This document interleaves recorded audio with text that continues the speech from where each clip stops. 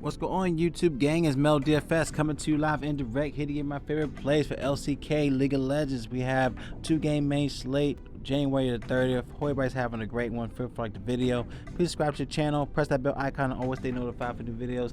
Let's get into these plays. Going to the first match where we got DK versus T1. When we're looking at a close game, we're looking at a favor for T1 in this matchup. They do have the higher kill death ratio with a 1.55 compared to DK. They have a 0.99 KD. But DK also has the higher combined kills per minute with a 0.68. The T1 have a 66 combined kills per minute.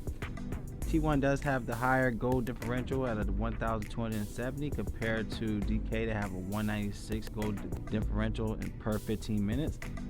T1 has the higher first blood, dragon rate, baron, and jungler control percentages. Do like T1 in this matchup, like a 2-1 in this play. Going to the next one, we got Hanwha Life versus Live Sandbox. We're also looking at a favor for Hanwha Life, a -145, but Sandbox is a live underdog in this play. Hanwha Life has a 89 KD ratio compared to Live Sandbox, they have a 0.72. Live Sandbox also have the higher combined kills per minute with a 0.65 compared to Hanwha, they have a 0.62 combined kills per minute.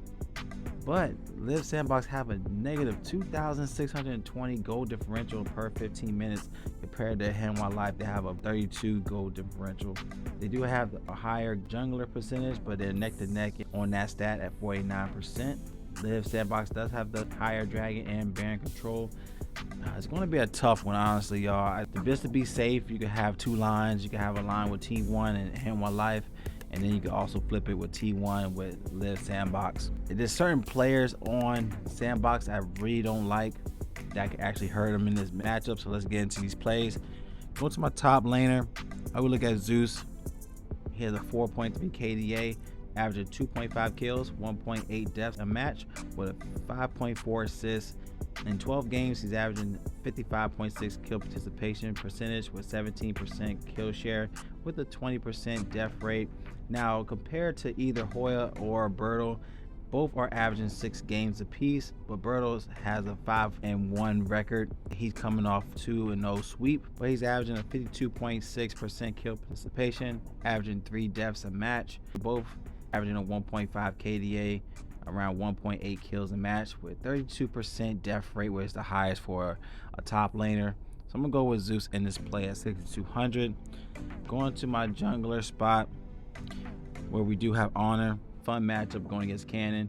He is averaging a 6.8 KDA, averaging 3.3 kills, 1.6 deaths with 7.4 assists, which is the highest for a jungler, averaging a 75.4 kill participation percentage with 23.4 kill share percentage with a 17.3 death rate, which is the lowest for the position, with a 14.9 damage share.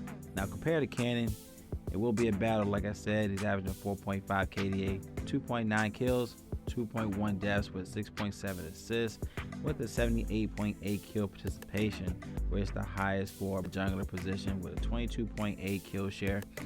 Do like this play for Cannon as well, but give it to Honor in this play.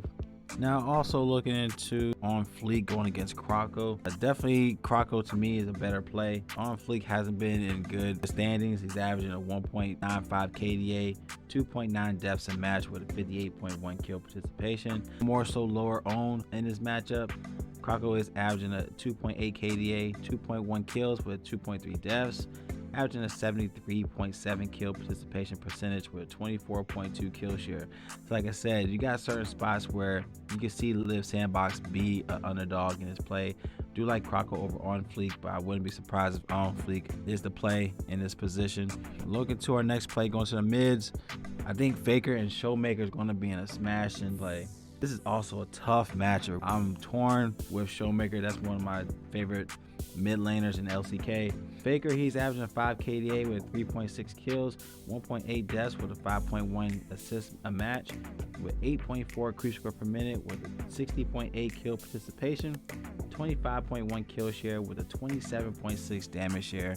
Faker is a great play to look at, but even Showmaker, man, at 7,000, he's averaging a 6.3 KDA, 2.8 kills, 1.3 deaths with a 5.1 assists a match, 9.4 creep score per minute with a 65.1 kill participation, 23.3 kill share with 26.1 damage share. So this is a neck-to-neck spot in the mid lane.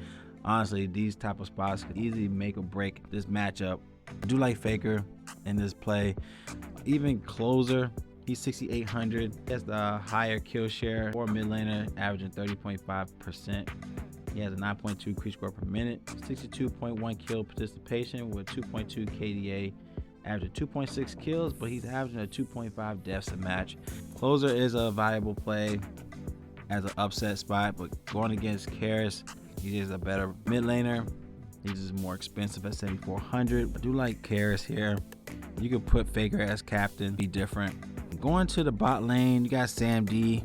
To me, better than both bot laners on the sandbox. You got Envy and Ice. Envy has been in 4 games. Ice has been in 7. And that's what sucks about this. We get the news until after lock due to the fact with LCK, their lineups usually come out an hour before the game starts, so we wouldn't know who's playing. Looking at their stats, bot laners are averaging around a 2.8 KDA, a 58% kill participation with an 8.6 creep score per minute. We don't know if it's going to be Ice or Envy. It's going to be tough. They've both been neck to neck in the series. We do have Gumayusi going against Diakdom. I think this is also a tough matchup again. He's averaging a 4.7 KDA with 4.3 kills, 1.9 deaths with a 4.6 assists a match with a 10 creep score per minute, 62.6 kill participation percentage with a 30.4 kill share. Compared to Diakdom, he averaging a 5 KDA. Really got the same type of stats with Gumayusi, but he has a 9.2 creep score per minute with a 71.2 kill participation with a 34.9 kill share, and that's the highest in both categories as a bot laner. Honestly, this could be an upset on both sides. Even DK getting their win over T1, and you gotta have him on life. I'm not gonna lie to y'all, it's gonna be a tough one, but I do like Gumayusi, even him as captain. You can Sam D at 80 carry. You can go to support. We have Vista. He's averaging 3.3 KDA, 9.2 assists a match with a 69% kill participation. So you got Vista in play at 5,800. You want to pay up. You got Kira at T1, averaging 4.9 KDA with a 9.7 assists a match, which is the highest for support on the slate. 71.3 kill participation, which is the highest as well. Kellen going against Kira, which I think Kira is in a better matchup. Kale at 5,200. Going for team, you got Hanwha Life. You want to pay up, that's in play, but I like T1 overall. I think it's a great price tag at 5K. My issue is the goal differential for Live Sandbox. How huge of a differential that is. The reason why I give it up to Hanwha Life here. So, but these are my plays, y'all. It's been tough analyzing the stats. Even looking through who they faced. Hanwha Life that beat NS Red Force 2-1. And then you have Live Sandbox that actually got swept by them 0-2. They beat KT Roaster 2-1, but then Hanwha Life got swept by KT Roaster. Saw yesterday that KT Roaster swept Gen G, so it's like there's no break at LCK, y'all. It's literally, you got teams that's trying to find themselves early into the season. Let's see, T1, they have beaten NS Red Force 2-1. DK actually lost to NS Red Force 1-2. That's about it. That's seen in their history so far into the season. Some type of leverage, but these are my plays. If you like the plays, give a thumbs up. Any questions, comment below. Love y'all. Y'all collect that bag. It's Melo DFS, and y'all stay blessed. And I'll see y'all in the next video.